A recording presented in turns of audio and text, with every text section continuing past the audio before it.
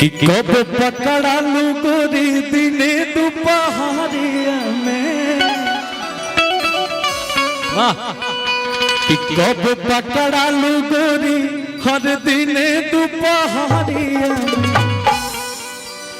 कब पकड़ा लू तू रहरिया में, कहाला करेला सिया। तनी मौसम भी चलत आई सन इनका के देख के रुको, अरे 1 2 3 का 1 2 3 यार, इनका के देख के और मौसम के देखते हुए हमारा ध्यान में आ गया। लेकिन लड़कियां कहत का भैया अपने सफाई में वाह वाह, लड़की कहतिया कि अभी बानी हम पवित्र न खराब बचारी तर, कब पहले नहीं प्यार दे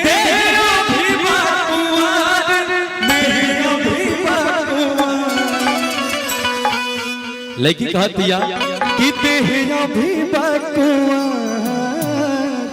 तो लड़का कहला कि कब पकड़ा लू गोरी दिने दोपहरिया में, कब पकड़ा लू गोरी दिने दोपहरिया में, कब भैया कब पकड़ा लू तू रहरिया में, हल्ला करेला सिया, कब पकड़ा लू तू रहरिया में, हल्ला करेला सिया। अभी बानी हम पवित्र न खराब बचलता,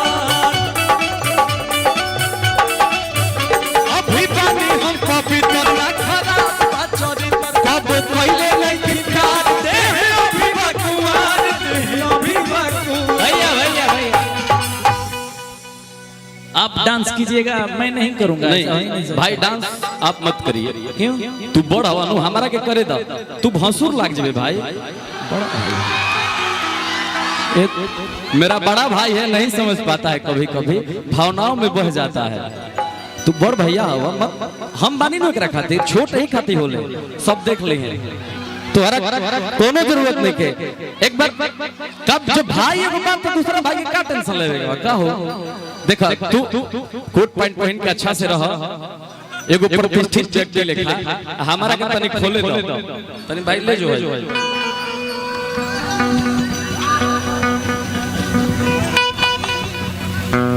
बबुआ अरे ले जो यार, ए बबुआ हां जेकरा के तू अपन माना, जेकरा के तू अपन माना तरनो, हां मेरा रू माना तो को गर्लफ्रेंड माना तो को, लेकिन इनकरा बारे में हम जानता नहीं।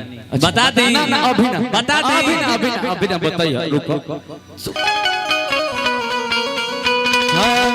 और बसला बहारवा पिया राजा हो, लेकिया कहतिया आज बसला बहारवा पिया